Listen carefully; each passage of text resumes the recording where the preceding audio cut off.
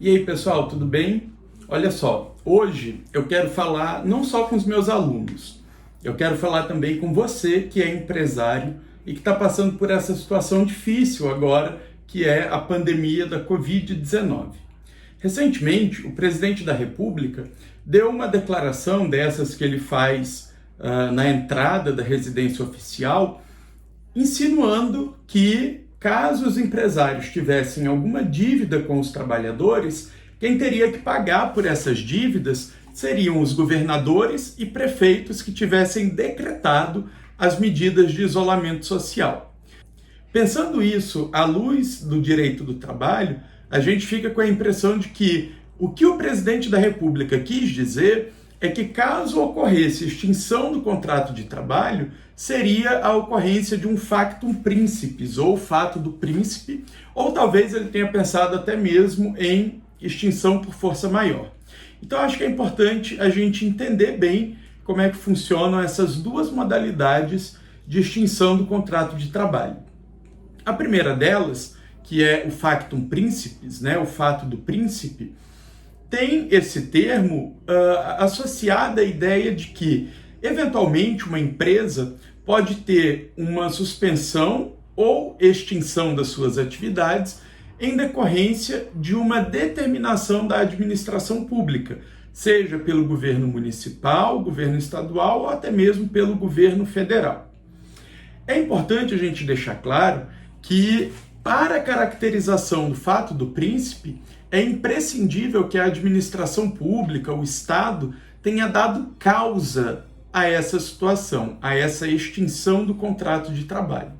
Não me parece que seja o caso da atual situação. Afinal de contas, nenhum governo determinou a existência da pandemia. É bem verdade que o governo determina medidas para enfrentar a pandemia, mas a gente não pode dizer que exista um governo responsável por isso, alguém que seja responsável pela extinção do contrato de trabalho ou então pela paralisação das atividades. O que me parece é que não existe nexo de causalidade entre o fim do contrato de trabalho e o ato normativo estadual ou municipal que determine a paralisação do comércio ou da indústria, se for o caso. Por outro lado, a gente tem que pensar que essa não é uma matéria muito fácil da gente opinar, A gente não tem, assim, com muita frequência, extinção de contrato de trabalho em decorrência de fato da administração. Então, evidentemente, a nossa jurisprudência não é muito pacífica.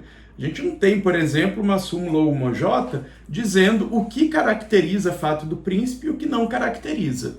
É bem verdade que existem alguns precedentes e eles nos mostram especialmente a necessidade de demonstrar esse nexo de causalidade entre o ato governamental e a extinção do contrato de trabalho.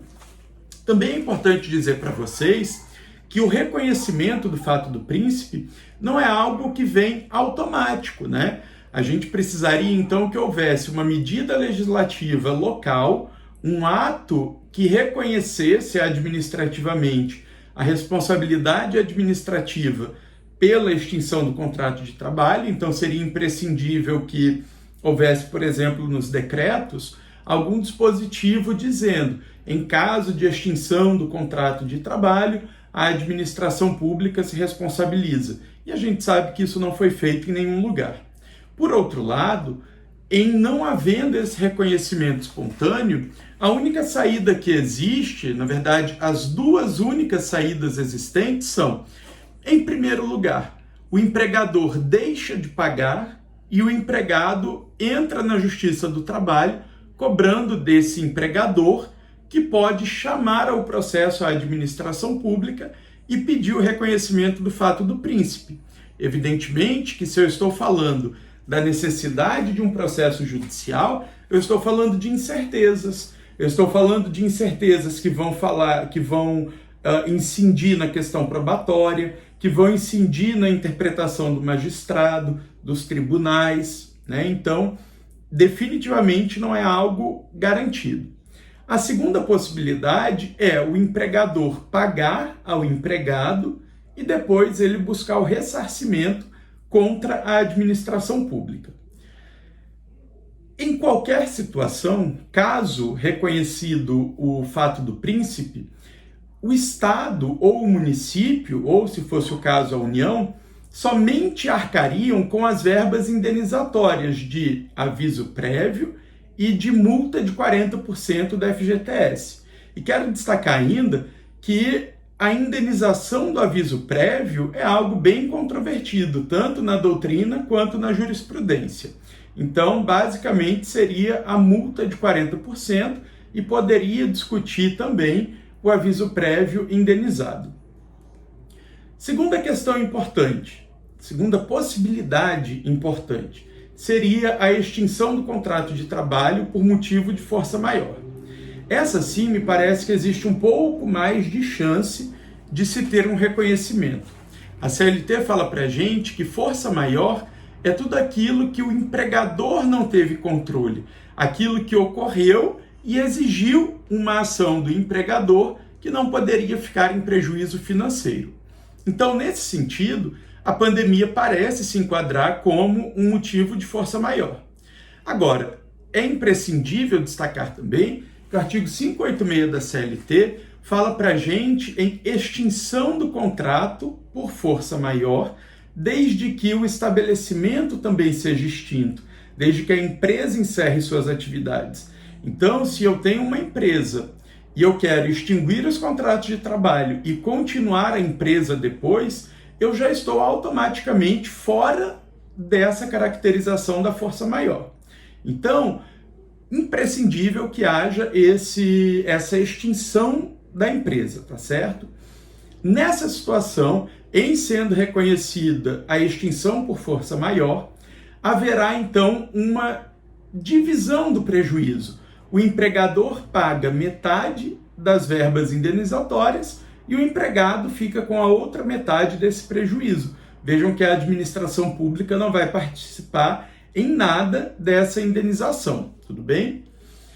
Quero destacar também para vocês, pessoal, que não existe nenhuma previsão legal no sentido de que a administração pública tenha que pagar o salário dos empregados enquanto eles não estão trabalhando, da mesma forma que não existe nenhuma previsão legal permitindo que o empregador suspenda o contrato de trabalho.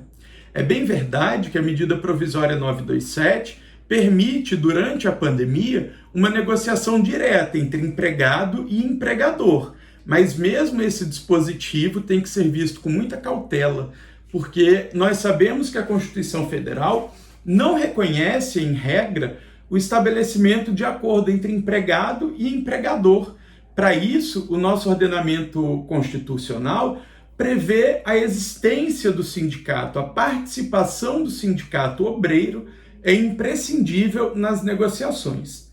Então, temos que ter bastante cuidado, né? A celebração desses acordos individuais, que pode, dentre outras coisas, prever a suspensão do contrato de trabalho, é muito discutível. E, evidentemente, o empregador que assumir a posição de negociar com o empregado vai estar assumindo um risco de repente, lá na Justiça do Trabalho, sofrer com uma condenação baseada em uma declaração de inconstitucionalidade, o que, repito, não é muito irracional, não é muito distante de acontecer, muito pelo contrário. Acredito que a probabilidade é muito maior no sentido de que esse dispositivo não seja acatado.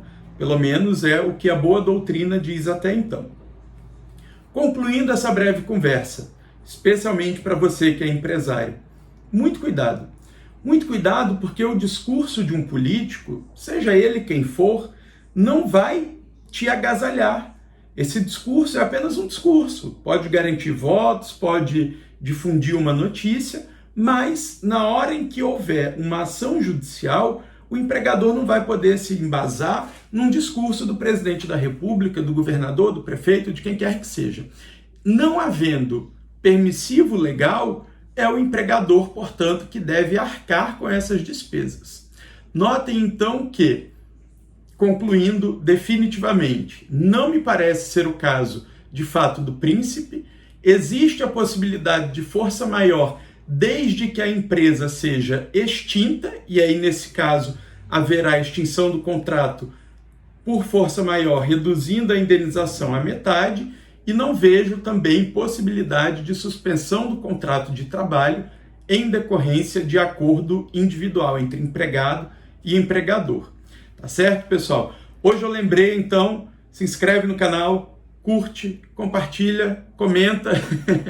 Até mais, pessoal.